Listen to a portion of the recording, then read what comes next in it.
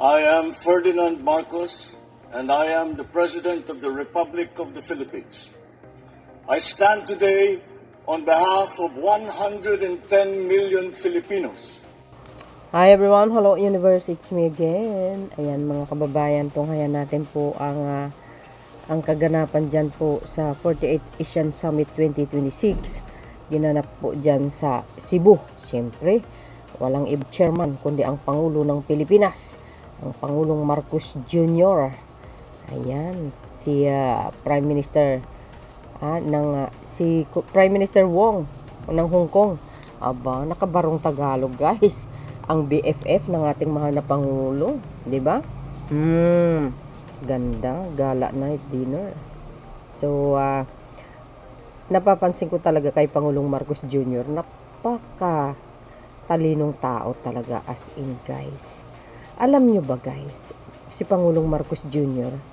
ay isa sa mga tulay kung bakit nagkasundo ang Cambodia at ang Thailand. Nagkaroon po kasi ka ng hidwaan yan 2025, correct me if I'm wrong. Mamaya may pakita ko sa inyo yung pinakadulo ng video na ito. Alam mo, piece of builders ito talaga si Pangulong Marcos Jr. Oh, yan oh. Naka-push up pink na may pagka-violet ang ating First Lady sa kanyang kulay oh. Wow, barong Tagalog pa more. Ayan, ganda talaga ng guys Gusto ko talaga yung nasa likuran yung background sa likod ganda talaga. Sa totoo lang nagwe-wave lang ang nagwe-wave wow, social mga bes. Sabi tingnan mo, nakabarong ako, Mr. President, sabi ni Prime Minister Wong. Gwapo ng barong niya mga best friend yan guys, BFF ka nga. Wow, ganda sa expo. Mactan pa talaga di ba guys, tabi ng dagat yan. Galing shout out sa mga taga Mactan, Cebu. Dyan ginanap ang 48th Asian Summit 2026. Pilipinas ang host. Siyempre, ang chairman, walang iba kundi ang Pangulo ng Pilipinas. Wow, nakabarong din talaga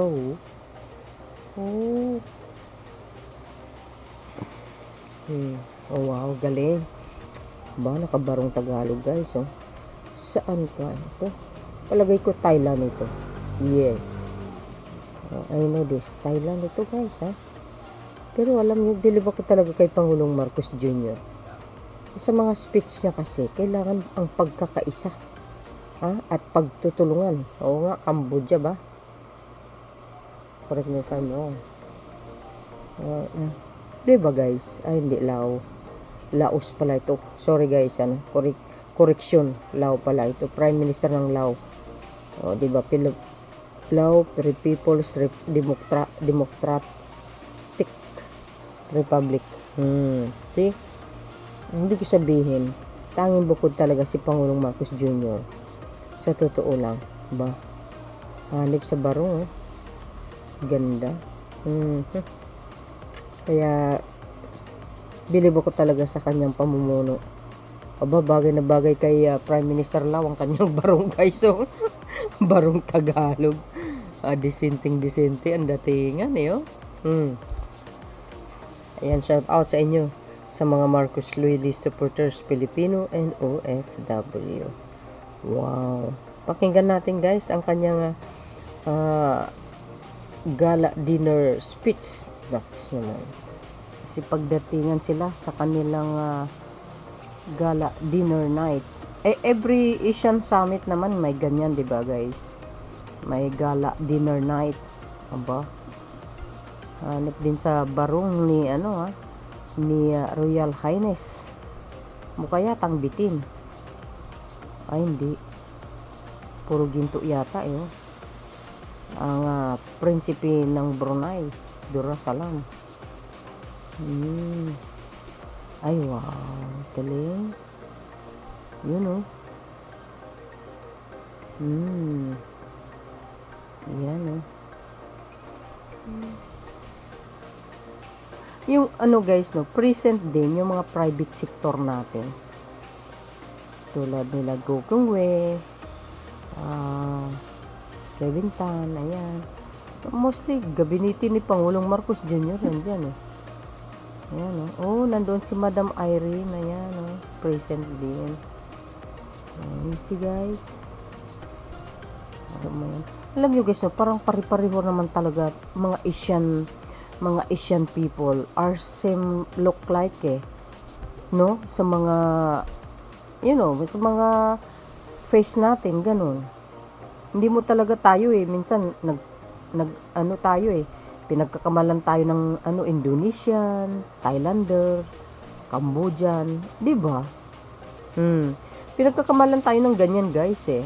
Ayan o. Hindi ko pinarinig kasi yan yata yung song ng Asian sa Asian Summit. So, wow, galing. Rise our flags. Diba? Pang pare-pareho lang tayo ng mukha, no? Pagkamalan ka ba na Pilipino ka pag napunta ka sa lugar nila? Diba? Same look like tayo eh. Tulad yan, no? Kalain mo bang Pilipino yan? Parang parang mukha. Halos magkapareho lang tayong mga mukha pero kanya-kanya tayong mga language, no? Asians. Ang galing din talaga ng creators natin. Ang walang iba kundi ang ating mahal na Panginoon. Pag sa bandang Europe naman halos magkamukha yung mga banyaga doon, maputi din, ganun din ang buhok. Pero magkaiba ng bansa. Ganun ba? Galing. Kaya kumakanta sila. Parang Asian song. Wow. Galing. Ang galing talaga ni Pangulong Marcos Jr. mag-lead as a chairman ng 48 Asian Summit, guys. Sa totoo lang. Wow. Galing.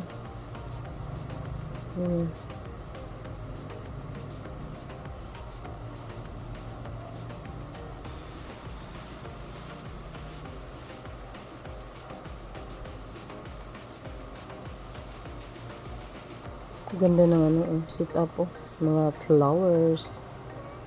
Yan.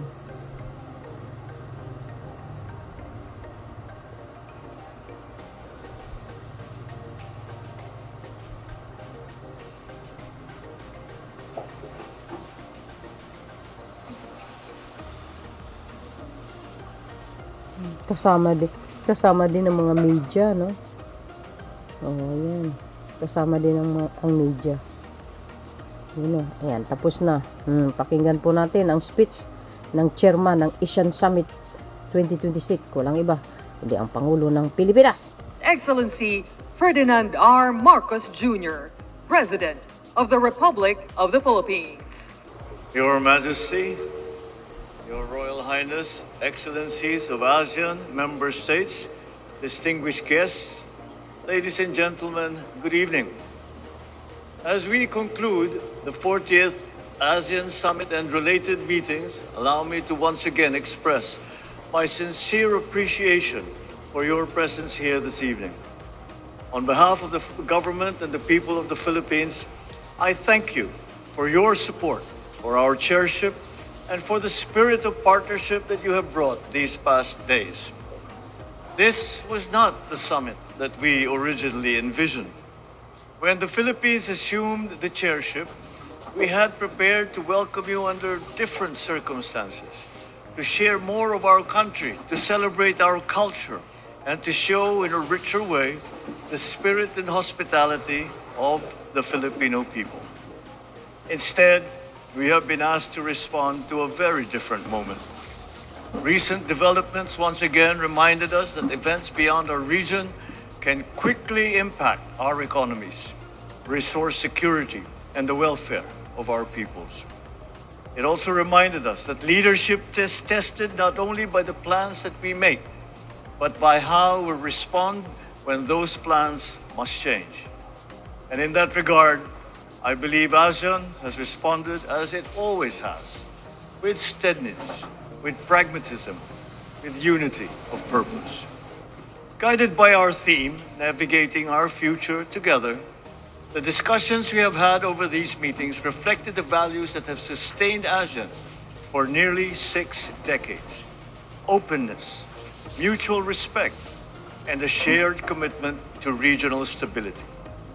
Across our sessions, we examined thoroughly issues on energy security, food resilience, the safety of our nationals, and the broader pressures created by an increasingly uncertain geopolitical environment.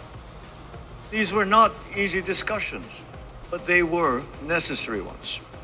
The strength of ASEAN has never depended on the absence of difficulty. It has grown on our willingness to confront difficulty and the difficult realities that together we share and face as a region. So as we return to our respective capitals, let us do so with a renewed understanding that while our countries may face different pressures, our long-term security remains closely connected. No member state can insulate itself entirely from instability beyond its borders. But neither should any member state feel that it must face these challenges alone. And it is moments such as this that also compel us to reassess what matters most. If there is one lesson the recent weeks have reinforced, it is that regional cooperation must ultimately serve people in practical ways. Our citizens do not measure our success by the number of inspirational statements that we issue.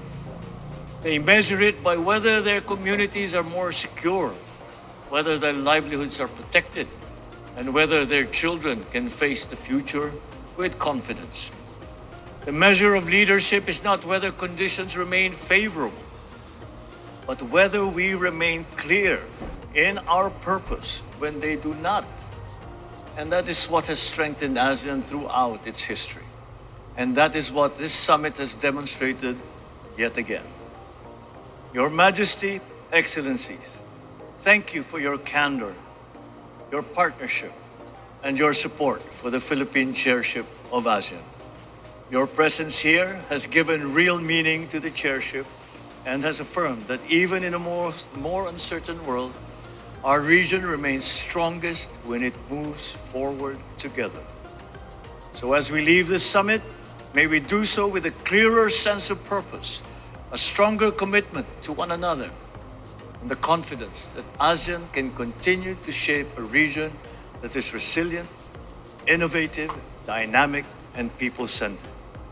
We look forward to welcoming you again to the Philippines in our future meetings, especially as we commemorate the 50th anniversary of the Treaty of Amity and Cooperation in Southeast Asia, making 50 years of cooperation and dialogue in the region and beyond. As we lead, sail, rise ASEAN, we stand even more confident and determined to navigate our future together.